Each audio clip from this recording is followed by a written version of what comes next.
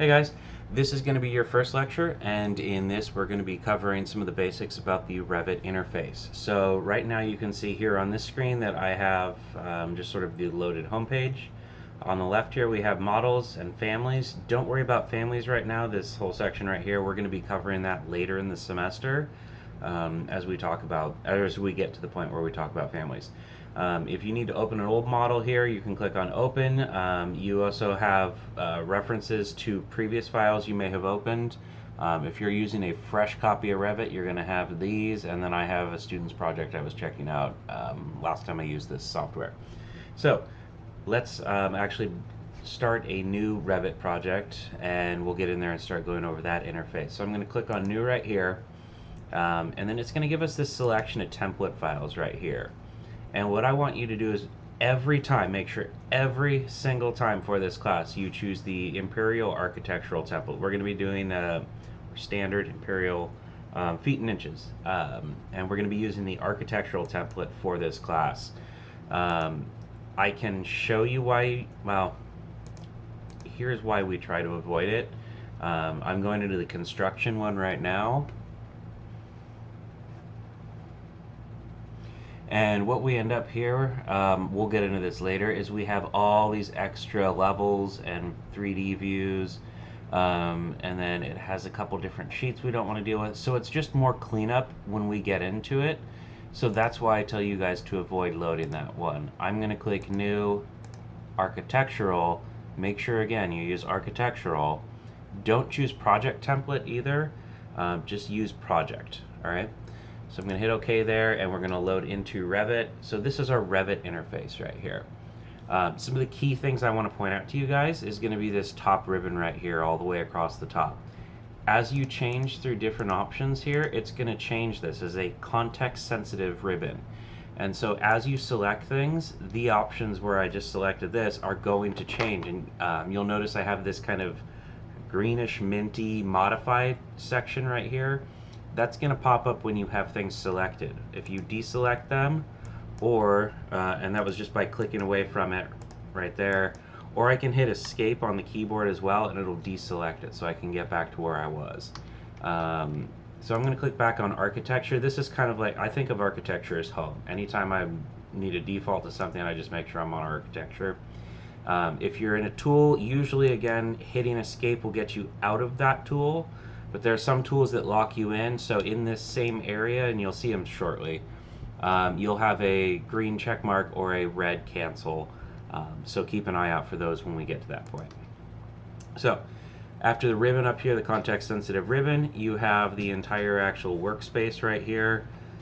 This can be moved around. You can use the middle mouse button and kind of pan around. You can use the mouse wheel to zoom in and out. Those are kind of the two main transformations I end up doing. When you zoom in or out, your zoom is relative to where you are. So if I zoom in on this with my mouse right there, it's going to zoom in on that.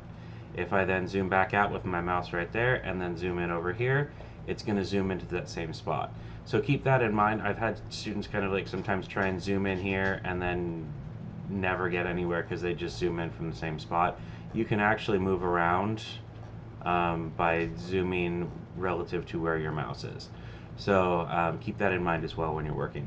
Some other notable things to point out about this section. Right now I have level 1 here, but I can open up another tab here, and so now I have two levels, or level 1 and level 2, two tabs. I can switch between them here. As you work on stuff, you'll end up with a whole bunch of, especially later in the semester, you'll have a whole bunch of these tabs open here. You can just click these little X's, and often it's easier if you just kind of get one that's in the same spot and start closing them that way. So this is the main view panel where you're going to be doing most of the work. Some other things I want to point out, right here you have your scale. So you would change the scale. We'll go ahead and leave that where it's at for now. This is the detail level. Again, I'll kind of show you how this works later. And then this is the visual style. So you guys are going to often find yourselves switching to realistic. Try to avoid that. It just slows the program down when you're doing generic work. I typically like to stick to shaded. Sometimes I'll switch to consistent colors. But for now, go ahead and just leave it at hidden line as well. That's fine for what we're doing right now. The next menu I want to talk about is the properties menu right here. So this is kind of the top half of this left column. The bottom part is the project browser. So in properties, this is what we're actually going to be doing a lot of interaction with. You're going to get really used to hitting this edit type button.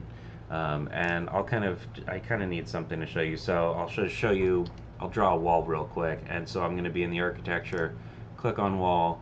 Now I'm in a tool, so up here in the top ribbon, you see that it opened up this green menu for modify. I'm going to just place this, again, we'll go over this whole process later. And so now I have this wall selected that I just drew, and you can see that it shows me information about what I selected. So it's a basic wall is what the type is. You can open this menu and choose different subtypes of that type. So it's a wall of the type basic wall. I can make it a generic 12-inch wall. I can, change through different types of walls. The edit type, and we'll get more into this in another video, is opens up a specific panel, and this is where we'll get into, again, a lot more detail in the walls section. But just when we get there, just remember the edit type button, we're going to be using that a lot. There's other options here, and again, these are also context sensitive, so these are going to change based on what you have selected. The options that I'm going to have here for a wall are very different than when I have this elevation marker selected, or the elevation, the actual elevation itself. So see how I have different things for graphics, sun path, display options, but if I go back to this, I have top constraints and line constraints and all that. So, and then always keep in mind too, when you're going through here, there's a scroll bar here, and you can also mouse wheel up and down, and then you can click on these gray sections and minimize them. I've had a couple times where we went to go do something and we couldn't find it because someone had accidentally just clicked on that and the thing we were looking for was hidden. So just keep that in mind when you're working on that. As for the project browser, this is going to show you sort of all the pages and sheets that you have. So right now I'm on level 1, I can double click on level 2 and it'll open that. If you switch back, it'll change which one's highlighted. So I switch back to level 1 and now I'm on level 2, and you can see it changes that selection right there. By default, again, this is why we go with this architectural template, is we have 2 levels, we have a site plan, we have pre-generated 2 levels for ceiling plans as well, we have some generic elevations, and then we don't have a whole bunch of sheets that we have to deal with yet, which is just going to simplify kind of the learning process for you guys early on. All right. There's a couple other things I want to point out. These are kind of all the main things, but the last thing I want to point out is this, which is the 2D wheel. And so you've got this right here. Do not use this. And I have a very good reason for telling you why to not use this. What I have seen happen myself is a student using this, they click rewind, and I don't have enough stuff to rewind.